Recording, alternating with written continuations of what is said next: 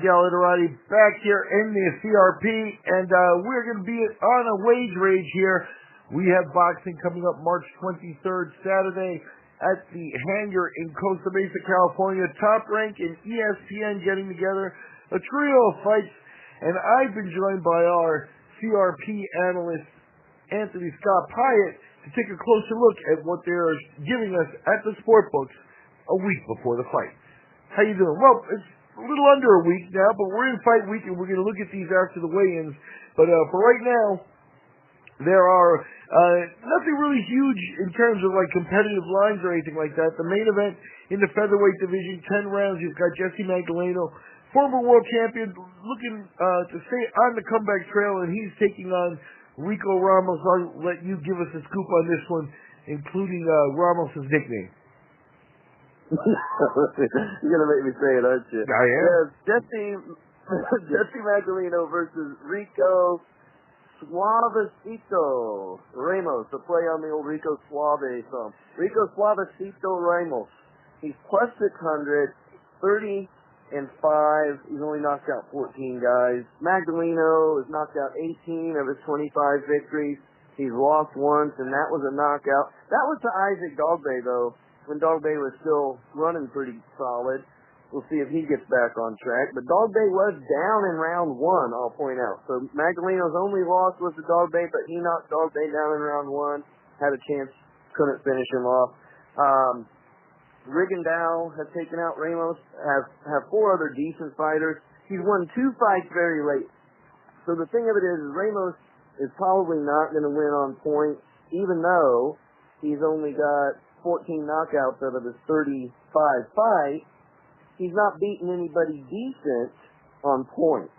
So he has to use this knockout power, which is somewhat elusive to him, that comes around occasionally and saves him late in the fight that he's losing. So I don't really have a lot of love for Rico Suavecito Ramos. I'm going to not bet this one. Jessie Magdaleno is my prediction. I'm going to go by decision. And it looks like it now. Ramos, obviously a veteran, and dedicated to his Magdaleno, a guy who's been a pro his whole career, comes from a fighting family. His brother, also world championship level fighter, trained by their father. They live and breathe this stuff. Taking the first loss of his career against Dogbo, you can tell that they're that was in April, so he's been of 2018, so he's been on the sidelines for 10 months. I'm with you. I'm willing to bet that we get a great version of Jessie Magdaleno this time out here, as he wants to get back on track. He's young still. He still has time. 25-1 is his record, so I look for that to be 26-1 come Sunday morning. Moving on, We've got super lightweight action. 140-pound class been labeled wide open since the departure of Terrence Crawford. The World Boxing Super Series is going on, which ties up a lot of solid 140-pounders near the top. Here we get Maxim Dadashev. Dadashev, one of the Golden Boy products that has been signed out of Russia there. He's a huge minus 2250 favorite as he takes on Ricky Sismundo. Sismundo paying back at plus 1200. What do you have for us on this one? It's a great line at plus 1200. Sismundo fighting out of the Philippines. You sort of mentioned some of the Pacquiao stuff before. This guy is not a Pacquiao. 35, 12, and 3. Only 17 knockouts. He's been knocked out 4 times. And as you say, Dadashev is working at 12 and 0. 10 of those being knockouts. I think Dadashev knockout in 7. I don't see any betting lines on this one worth taking a look at. So knockout is my prediction. And Dadashev at 12 and 0 with the fast track that Top Rank has him on. This is only an 8-round. This is a 10-round bout. But with the fact is coming from the other side of what used to be the Eastern Bloc in Russia, he's probably got a huge amateur background in the whole thing that we're starting to get used to saying about this type of fighter.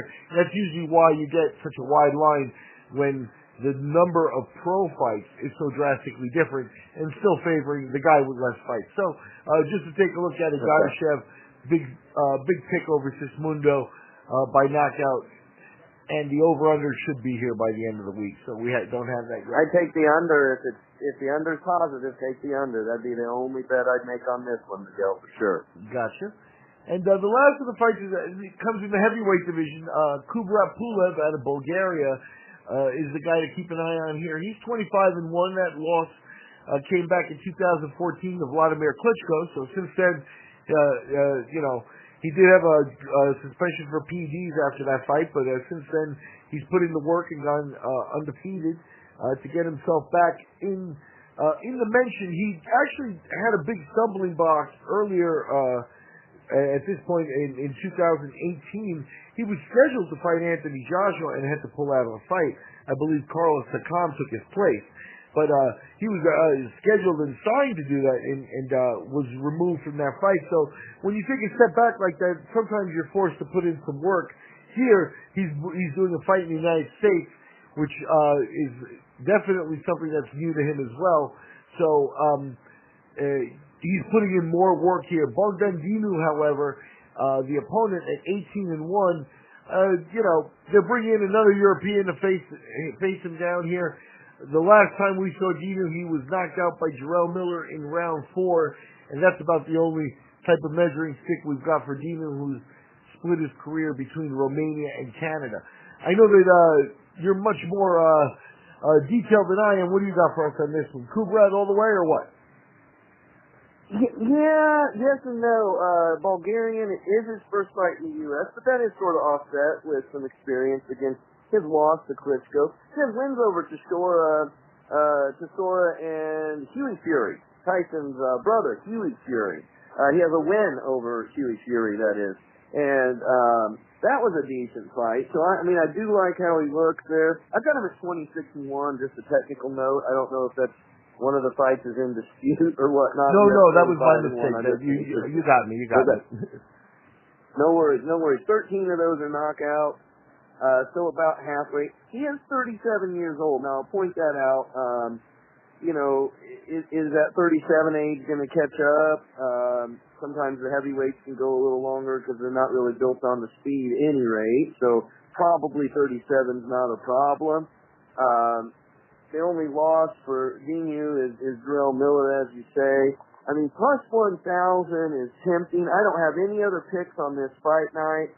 I'm going to say if you win a little something on Thursday night's card, you might reinvest a little bit on a long shot dog watch. Bogdan Dinu, long shot dog watch.